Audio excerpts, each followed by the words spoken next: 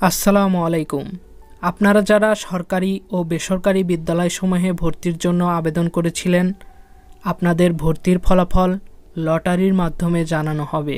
লটারির মাধ্যমে ভর্তি প্রক্রিয়ার ফলাফল দুভাবে দেখা যাবে।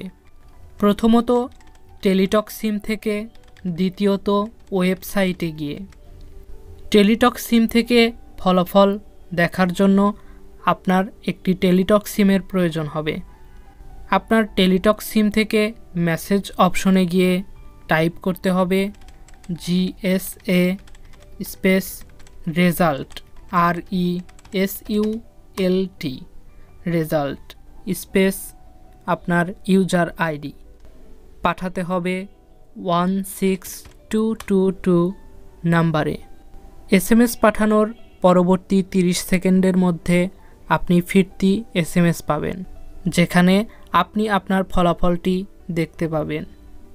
ওয়েবসাইটে গিয়ে ফলাফল দেখার জন্য আপনাকে প্রথমে ভর্তির ওয়েবসাইটে প্রবেশ করতে হবে। ওয়েবসাইটটির লিংক আমাদের ডেসক্রিপশন বক্সে দেওয়া থাকবে। ডেসক্রিপশন বক্স থেকে ওয়েবসাইটে প্রবেশ করে সরকারি বিদ্যালয় হলে সরকারি বিদ্যালয়ের ভর্তির ফলাফল দেখুন অপশনে ক্লিক করতে হবে। বেসরকারি বিদ্যালয় হলে বেসরকারি বিদ্যালয়সমূহে ভর্তির ফলাফল দেখুন অপশনে ক্লিক করতে হবে।